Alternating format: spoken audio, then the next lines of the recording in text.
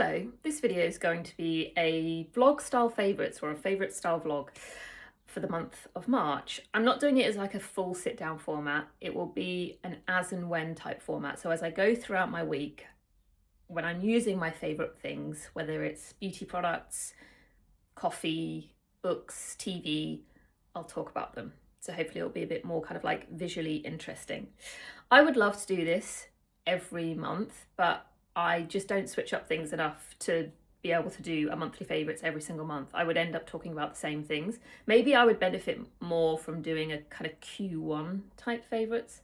But the reason I'm doing it for the month of March is because there's definitely an energy shift for me in March. It feels like I'm switching up my routine as the season begins to change and, I'm kind of getting ready for spring. So it feels like there are lots of different things being used across all categories. So I thought this might be interesting to watch if you so desire, to listen to me talk about all the things I've been loving for the month of March. Okay, I'm going to kick it off with kind of like hair and beauty. One of the biggest changes within my routine has been hair. As I await my colour appointment, I'm wearing my hair slicked back a lot more. So I'm blow drying my hair a lot more because I find it a lot easier to do this style when my hair is blow dried straight. So I'm using different products for this hairstyle, and one of the products I'm really loving at the moment is the Gizu Honey Milk 5-in-1 styling cream. The smell of this, I'm addicted to it. I use this as a heat protectant, and then I also use it as a smoothing product for my ponytail. I'm pretty sure, don't quote me on this word for word, but there is a very nice story behind how, like, where the honey is sourced for all Gizu products. I feel like I was told all the honey comes from the founder's family farm, something like that. The smell is so nice, and it's really nice. So then once I've blow dried my hair smells lovely. It feels a lot smoother. I've protected it. And then coating my ponytail in it just kind of defrizzes it, adds shine, but also throughout the day, again, I just get that very nice, like, subtle scent. It smells like holidays as well. I think that's why I love it. It has a very nostalgic scent to it, but it's not overpowering. The products I actually use to do the slick back, the Eco Olive Oil Gel, that big bright green tub, and Hershey's Almost Everything Cream. But I have used those products for years, so they're kind of like life favourites. If you just want any tips for products to do this, that Eco Olive Oil Gel is great because it doesn't dry crispy. Then another big change in my routine, body oil. As we prepare for t-shirt weather, just the thought of having like any skin on show when I haven't really been that great at moisturising daily over winter is anxiety inducing. Even just like wearing ballet flats and having my ankles out, I've been a bit like, oh, those ankles need a little bit of TLC. So I've gone from moisturizer to oil. I'm going hardcore. I'm oiling. This is This Works Skin Deep Dry Leg Oil. I'm not sure why it's called dry leg oil, because they do encourage you to use it all over the body. The oils in this include rose, tuberose, sandalwood, and evening primrose. It's 100% natural. Has a very nice scent that I feel is particularly calming for the evening. I only use this in the evening. This is after shower. In the day, I use an unscented moisturiser. I couldn't oil in the morning because I would then just worry about my clothes kind of sticking to me. My skin immediately looks incredible when I apply this, and then I do feel like in the morning it does have a more hydrated, nourished look. So doing this daily is giving me confidence for when I do eventually get the arms out, potentially the legs. I mean, that feels very far away, but we have a holiday. Actually, we're going on holiday at the beginning of May. So yeah, I don't want to feel really insecure about just how dry and scaly everything looks. So this has been great. And then a few face bits. I did mention this lip pencil in the Paris vlog. This is the Jones Road Mauve lip pencil. A very, very close match to my lips' natural colour. I have raved about the Merit Beverly Hills lip liner, and I still absolutely love that lip liner, but I think I just slightly prefer the formulation of this one The Merit one is very silky and slippery. It doesn't last as long as I would like it to, whereas this is more of a matte pencil that does stay on for quite a while. So I will line my lips and then sort of like kind of like do a smudge and sort of bring the lip pencil a bit into the center. And then I will coat my lips in this. This is the Vive Bounce Balm vanilla scent. It's a very, you know, hydrating lip balm. There's lots of them about, but I like the size of this, and I really like this applicator. I love that. That is really like a very nice sensory experience. Also, you know, some of you might remember, I am someone who carries around a full size Elizabeth Arden 8-hour cream with me. And it's big. And if I have a smaller handbag, you know, it's prime real estate inside my handbag. So I have to be very picky and choosy. So like I said, the size of this is fantastic for carrying around day to day. And then a blush. So I love the Westminster Atelier blush in Soeur Shirt. However, recently I came across a makeup artist on TikTok. I can't remember her name. I will dig around and I'll find it. But she is really good at, she will do like makeup looks, or she'll talk about makeup brands, and then she'll list the shades that she thinks are good for each kind of like skin tone, which is really helpful, because I think when I look at blushes online, I'm just like, I don't really know like what I should be going for. And she recommended Petal for more fair skin tones. And this is really, really, really nice. It's very much a true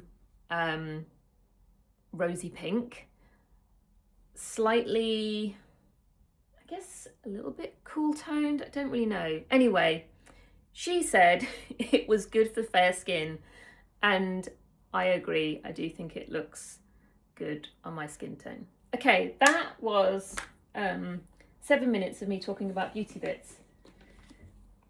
Continuing on from the beauty favourites I was just talking about, I need to include the Foreo FAQ 202 mask. Now, it needs no introduction. I've spoken about this mask continuously for well over a year now.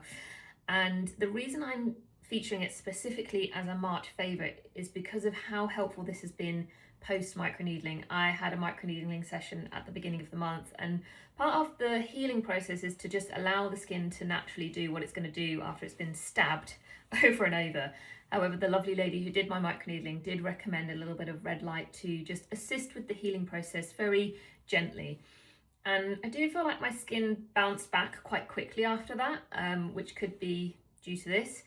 The code 30Brit, by the way, is still valid on almost all Foreo devices. If you click the link in my description box, you can shop many of the great deals and use that code on top of those deals. I was having a bit of a deep dive on their website this morning, actually, because over the weekend I just spent the whole weekend shoveling stuff around the garden, and my entire left side now is extremely painful and stiff. I'm left-handed, so as I'm shoveling, my left hand obviously is doing the main force. Kept trying to switch over to my right hand, but you know, it's always going to be the more dominant hand that ends up kind of holding the shovel. So doing that continuously for 2 days has now left me feeling very sore. And I noticed on the Foreo website they have these red light panels, and I thought I could probably benefit from that, especially as I'm going to be gardening a lot more over the next couple of months. Perhaps a red light panel would be great to have at home for when I am starting to feel like I'm sore and aching. But I didn't quite realise how much the world of red light had exploded. There's now like red light hair brushing tools, I've seen the scalp things, I've seen the chest things. There's all sorts of different panels that you can kind of have propped up on your desk whilst you're just getting ready. Different size at-home panels for, like, you know, your body. But yeah, I thought maybe, just maybe, a panel might be beneficial to me. So yeah, 30Brit, 30% off almost all of their devices. Link in the description box. Are you just admiring the tree, Juno? In the last like 2 days, all of the little flowers have completely opened up. on a sunny day, the next sunny day, I need to get out there and show you the garden progress in terms of like things that are beginning to come to life. But because now this will be their second year, a lot of things will start flowering. Bye Juno. Some things don't flower in their first year, they flower in their second year. And when we got this tree last summer, it already had all of its leaves, and then it grew berries. So we didn't see this part of the cycle. We didn't see this flowering part. It's so beautiful. But like I said, I really wish it was a sunnier day. And these things here were very low for the whole of last year. You can kind of see that bottom section. That's all that there was last year. And now there's all this new growth coming out of them. And I don't know if they are going to flower or I don't know what's going to happen. So leaving that as a surprise. There are also, when I properly get out there, you'll be able to see that, like I did loads of bulb planting last autumn. So they're all coming up as well. The fennel around the front as well. You can see here the 2 fennel that were huge last summer. You might remember that at one point I thought they were going to grow taller than the windows. They're already starting to come to life. I think once we get another sunny period, they will really start to go for it, because they've kind of slowed down in like the last week, and I think it's because like we haven't had much sun, we haven't really had any rain, it's just been a very like meh weather. And I have started to do some like sporadic watering in the sort of drier weeks just to see if that helps. So yeah, it feels like they've slowed down a bit, and I think when the sun comes out they are gonna absolutely go for it. That tree, which I've already done like a nice little video of at the start in the B-roll, so beautiful. Like just stunning. And then you can also see this one over here, look at that. So things are starting to come to life, and it's only just the end of March, and we planted, I say we, Semper planted this start of May, was it, or was it the middle of May? It was definitely May. So you know, to see all of this life sort of like a month before, like everything's been here nearly a year. So I'm like, okay, this is only the beginning. Things are just gonna get more and more interesting as things get warmer. But like that started to come to life again. All the strawberry plants are growing new leaves. What else? Oh, there's the other tree there, you can see. So there's a lot going on. This is all this little Stonehenge that we've created these are all granite sets for the path. So this shingle here is temporary, so that all goes. These will get laid all down the side of the extension to create a path, and then we have more of this self-binding gravel that will then get dusted in between all of the granite sets, so all of this will kind of really blend together. And then the granite sets are kind of like a similar colour to the gravel, so it all seem like one rather than these looking like 2 very separate things. And then they will kind of come around, and then the sets will sort of like disperse a bit. Some will kind of go over to the studio, and then some will kind of curve round.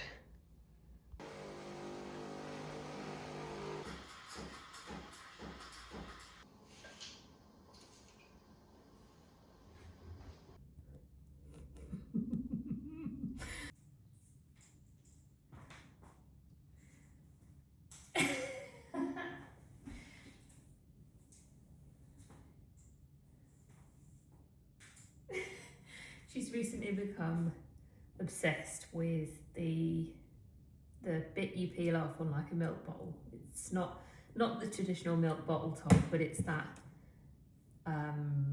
like plasticky aluminium layer. I don't know what it is, but she's got about 5 different ones on the go at the moment in each room. Anyway, 2 boxes of coffee arrived in the post this morning, so that segues very nicely into my coffee favourite of March. I've got 2, a decaf and a regular.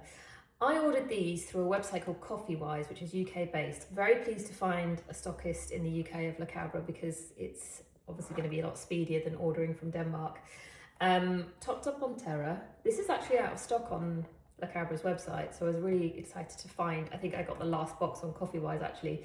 I bought 2 boxes of this when I was in Copenhagen. It is delicious, and I was really saving the second box, so that's why it's my favorite of March, because I really was savoring that second box throughout the month of March. And I was tempted to crack this open this morning, but actually decided to try Luna. This is delicious. It's a little bit fruitier, I would say. But yeah, Terra is the favorite coffee of March, regular. And then decaf, I've already mentioned this previously. This is the Kiss the Hippo decaf, and I love this one so much because it has flavour. Whenever I have a decaf coffee, I feel like even when I do a double shot, I feel like I'm drinking a single shot. The flavour's just not quite there.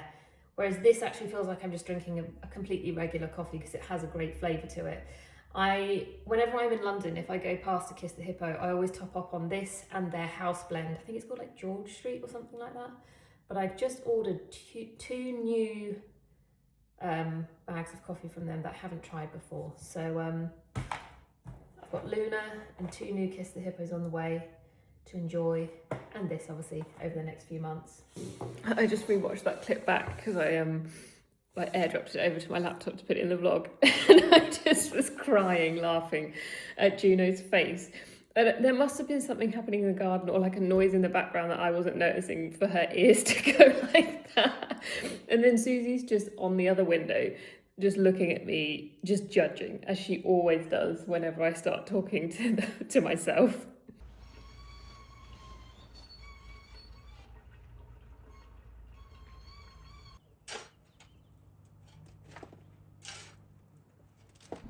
So this is day 1 of laying a granite set path. As you can see, the ground has been dug out.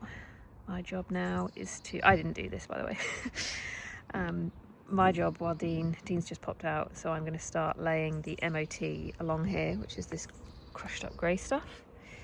And then after that, tomorrow, Dean will mix up some cement, which will go on top of the MOT, and then the granite sets get pushed into the cement. And then once it's all dried, we will have another big bulk bag of this self-binding gravel, and that gets dusted in between all of the granite sets. But now the sun is out, I'll do a quick whiz round of the garden. Do you see what I mean about the trees? Like, they look so beautiful. And like I said, we didn't see this last year, but you can see a lot of the, like anything like that, like this one's getting the flower. That's exciting. So these are the bulbs I planted, and I was fearful that nothing was going to grow, that maybe I'd done it wrong, but actually there is quite a few. Actually, when I look, there's loads coming up. There's loads along there. And over there. Wow. And then, what was the other thing I was going to show you? The grasses are starting to look a bit fuller. Things are coming to life. Strawberries getting leaves. It is all looking very green. It doesn't look like there's been any major casualties over the winter, apart from the tree in the corner here. Not sure if it's just still having a little bit of a sleep. And then around the other side, so yeah, path comes all along the side here, and then we'll kind of stagger the sets so that they sort of kind of blend into the gravel. And then you can see the 2 fennel doing very well. This also is a bulb that I planted, so I'm very excited to see what this grows into. And then same around here actually, there's lots of stuff like shooting up. So it's all looking good, and won't be long before everything's looking pretty full and luscious. If I go around here, you can kind of get an idea of, it looks so nice in the sun. Man, I am so excited to get all of this planted in about 3 weeks time. This will all be planted. I've got to paint that fence though before Semper come. That's going to be a big old job.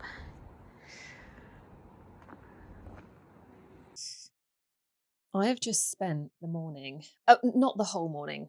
Makes it sound like it's taken me all morning, but I have spent a portion of my morning reorganizing socks and underwear, all the things that live in the top drawer, basically, because it it was bad. It was really bad. It was like unbearably overwhelming each morning, opening that drawer and just not being able to find or just even really see anything.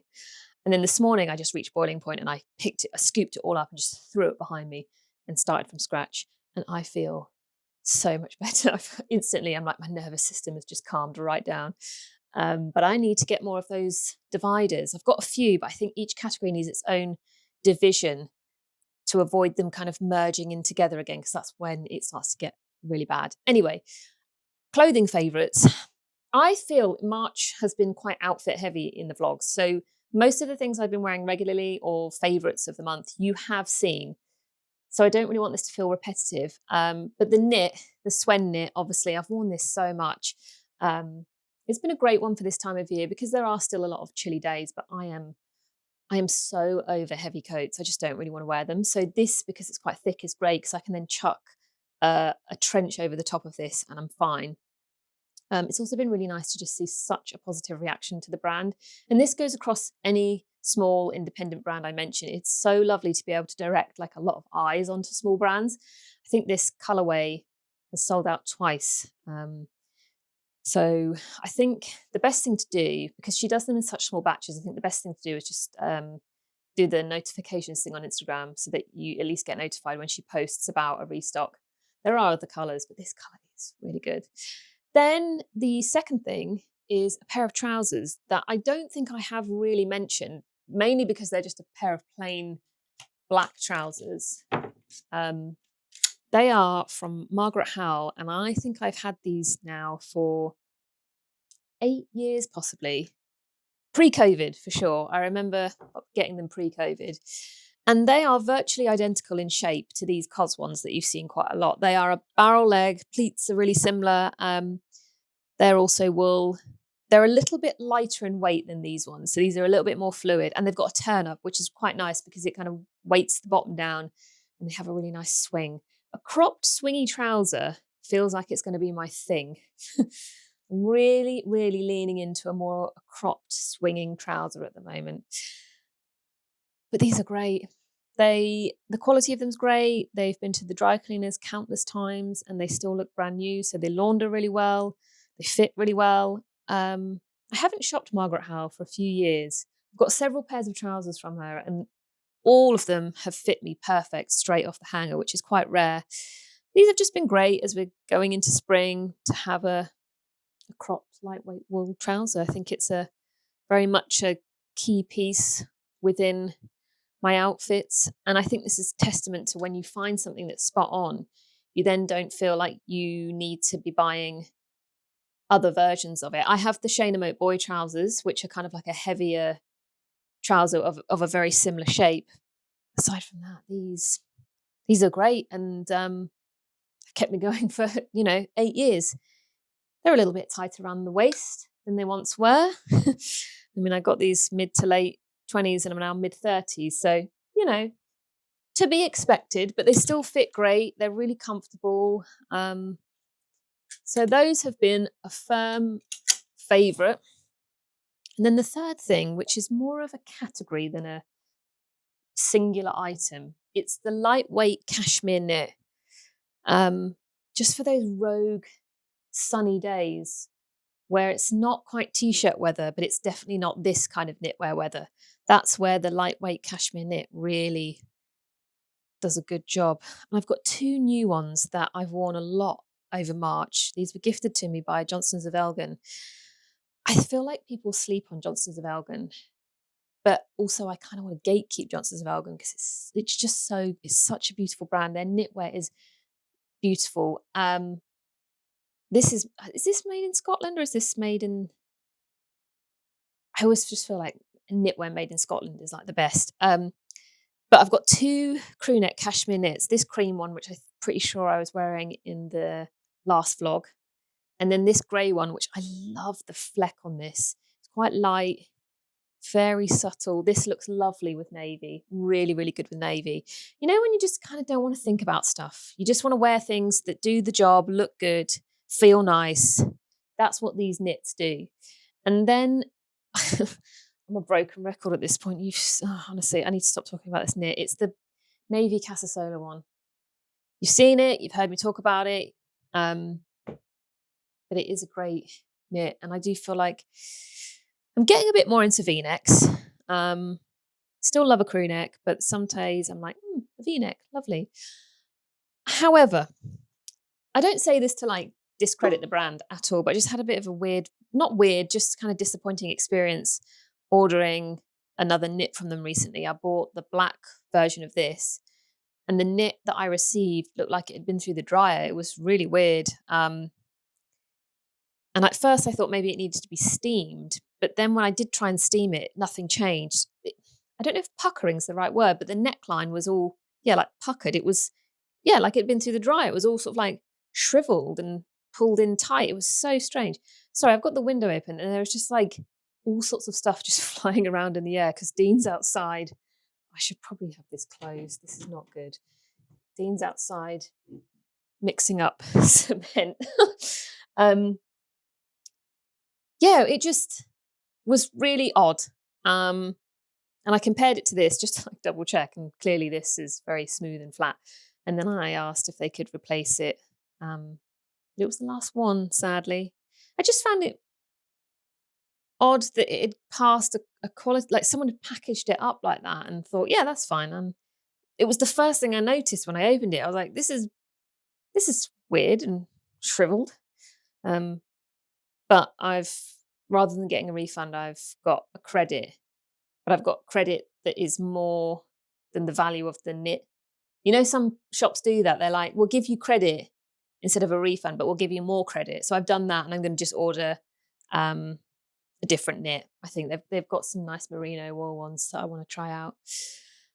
Shoes. I mean, you know what shoes I loved in March. Those Sir Derby jazz shoes. The reason I think I have found these so good this month, and will continue to do so, I don't mean that I'm only wearing them in March. It's because they kind of bridge the gap between a ballet flat and a winter shoe. Much like heavy coats, I don't really want to be wearing winter shoes. I don't want to wear boots. I don't want to wear anything heavy. But there are many days where a ballet flat is just, So these are great because I can wear them with socks. They work with a variety of trouser lengths and trouser shapes. Great with skirts, great with tights. It feels like they tick all the boxes and are really good for this very in-betweeny bit. But equally, I will continue to wear them as it gets warmer. I don't need to talk about them much more because I've spoken about them a lot.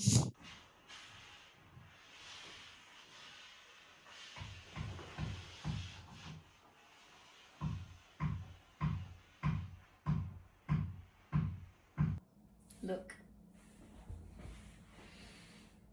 They are so beautiful. You might be able to hear a whirring sound right now. That's the cement mixer. It's the other side of this wall. So apologies for that. But Dean is powering through. I think it's day 3 of the path. I'll show you how it's looking right now. It's looking really good. By the time this vlog is up, I don't think it'll be quite finished. So you'll see the end result in the next vlog, along with quite the garden transformation. I think the next vlog will be the last weekend of April, because then everything will be finished in the garden. All the planting will be complete. Fence will be painted. Yeah, it will be quite the transformation. So if you enjoyed the garden vlog I did last year, it was kind of around the same time, wasn't it? It was more like May. You're going to enjoy phase 2. It's going to be quite. It's going to be just more, bigger. I cannot wait, but I've got quite a lot of stuff to get done before Sempo arrive in a couple of weeks. Anyway, I digress. I'm not here to talk about the garden. I just wanted to let you know that there will be a garden vlog coming at the end of April. I'm here to talk about the favourite things in our home during March. Obviously, the kitchen splashback was a big deal. The curtains, the curtains. They are so beautiful. I think in real life they look a lot richer, and they've completely transformed this room, and it feels like a finished bathroom now. There's a lot of hard surfaces in a bathroom, so bringing in a velvet, I I think was a great idea. The blinds, I can't remember if I said this before, the blinds are great in the day, but in the evening, when it's dark and there's a light on in here, you can kind of see in a little bit. So I haven't been using the bath as much as I would like, because I'm just paranoid that people can see in when they walk past. But now, no one can see in the evening. Yeah, I keep looking at them, I'm like, these are beautiful curtains. I'm thinking though, so they're currently on rings, but I'm thinking, and they have a nice drape, I don't know if it's a bit too much of a drape. I know that's the look, but I'm gonna see how they look with the pole going through the loops on the back of the curtain, just to see how much that lifts them off the ground. It might be too much, it might be the perfect amount, but it's gonna play on my mind if I don't give it a go. But it is now making me rethink my decision, because I think I said upstairs in the dressing room, velvet curtains wouldn't work, but now I'm seeing, like, this is a small space in comparison to upstairs, so now I'm seeing them in this space. I'm like, actually, now I'm rethinking velvet curtains upstairs could be really nice. It could make it just feel really like soft and quite cozy in there. And so I could have velvet curtains and then I could have a sheer. Anyway. I always do this. I just start thinking of things as I'm vlogging. So these have definitely been a favourite. They're absolutely stunning. And then this kind of segues nicely into the next thing, because you just saw me using the device. I've been travelling quite a bit since the start of the year, and I've been travelling around with the new steamery travel steamer. I think this launched last year. And I love it so much that I now just use it as my steamer at home as well. I have to be honest, in the past, I haven't been that impressed with steamery steamers, but I don't know if they've sort of changed something, or whether it's to do with this plate or like the pressure of the steam coming out, but this does work really well. As you can see, great, that gets in the case very easily. I love that Russell & Hobbs one that I've spoken about before, but it is quite big and it's quite noisy as well. This is a very silent steamer. I was using it to just kind of relax some of the stronger creases where they were folded in the packaging. But yeah, I really rate this steamer. And then that is it. Oh, one more thing, actually, this candle here. If you're into very fancy candles, this is from Moreau de Bron. That can't be, no, I made that sound awful, didn't I? This is the scent Abario. It smells like peppermint. No, not peppermint, it's more like, I can't remember the notes in this one actually. It's a bit minty, it's a bit leafy, it's very green. I'm tempted to buy another one for the kitchen because I love this fragrance so much for in here, but I also think it'd be very nice for the kitchen. How nice is that as a vessel for a candle? When the candle is done, I certainly will be reusing this somewhere else in the house. I could maybe put like a very small bunch of flowers in there actually. Yeah, just wanted to mention, because it doesn't take long for this fragrance to fill the room. It's very strong. I've just been sat in the spare room with Susie snuggled up against me. She doesn't do this anywhere else in the house. She just only does it here. She loves it when I'm on the sofa, on my laptop, and she just comes and sits herself next to me and just like squidges her butt into me. My final favourites category, which I'm not sure what to name. Off the top of my head, I'm thinking life tools. Basically two things that have stopped me from going on my phone as much this month. The first one is the brick thing. I'm sure many of you have seen lots of people starting to talk about this. I don't know if they're sponsoring people or whether people are just more and more people are buying it. I bought this around, I think it was autumn last year. It was actually Dean that said I should try it. He had heard about it on a podcast and he said I should try it because to stop me from going on my phone, I had started to just leave my phone just randomly somewhere in the house and then kind of just forget where I'd put it. And as a result, I became contactless, I was missing calls and messages, which wasn't really the goal. I just wanted to stop doom scrolling. So he said, try this because I can still have my phone on me, but I won't be able to access the apps that I tell it to block or brick. And it is expensive for what it is. However, I had tried many different apps and other methods to stop me from scrolling so much. And so many of the apps and things are easy to bypass, whereas this is a little bit trickier to bypass if you place it strategically. The I always when people ask me about it, I always say you need to place this in an area of your house where you don't go often or that seems kind of like far away. So for me, this is always by the front door. I have two different modes. I have sleep and I have work. Work allows me to still message people, do my emails and take photos, but I can't go on any social media apps. And then sleep is basically everything is bricked apart from maybe messages. Yeah, I think it like bricks the entire phone. Because that then stops me from going on anything when I wake up, because I also have a very bad habit of doing that, like just picking up my phone immediately, which is so bad. It makes me feel awful. It's not good for your eyes. Anyway, so I have this by the front door, and you literally just like tap your phone on it, and then it just asks you to select the mode that you want. And then I go about my day, around the house. And when that reflex happens of picking up my phone and going to Instagram, I'm like, oh yeah, I can't go on that.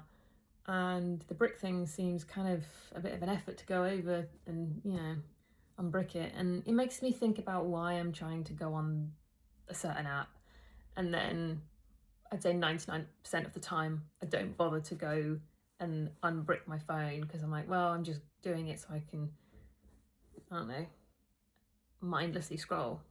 So it is really good. I find it really good. And if you have also tried lots of other methods and they're not working for you, then perhaps brick could be the tool. And then the second thing, crosswords.